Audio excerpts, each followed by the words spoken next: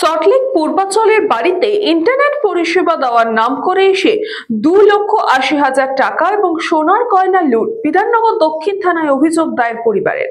সকালবেলা সল্টলেক পূর্বাঞ্চলে অবসরপ্রাপ্ত শিক্ষকের বাড়িতে ইন্টারনেট পরিষেবা দেওয়ার নাম করে এসে তাকে ধাক্কা দিয়ে ফেলে 2,80,000 টাকা লুট এবং সোনার গহনা লুট করে দুষ্কৃতীরা।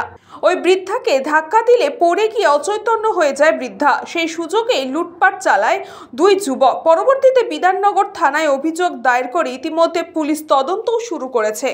গতকাল সকালবেলায় ফোন করলো, ফোন নাম্বারটা আমি পাচ্ছি না কেন, যে আমার ফোনে তো সেট করা, ফোনটা তো নিয়ে চলে গেছে। তা বলছে যে আমরা ইন্টারনেটটা দেখতে আসছি।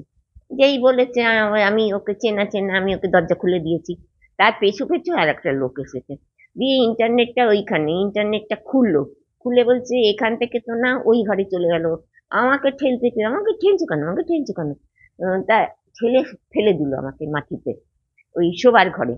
দিয়ে একজন গলাটা চিপে ধরলো, ওই যে ছেলেটা এসেছিল, আর একজন এখানে ইঞ্জেকশন দিতে আমি অজ্ঞান হয়ে গেলাম।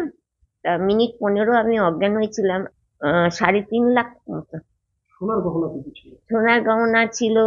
এই হাতে একটা বালা ছিল, এই হাতে একটা চুড়ি ছিল, আর গলায় সোনার হার ছিল। ব্যুরো রিপোর্ট, নিউজ পঙ্গ টাইম।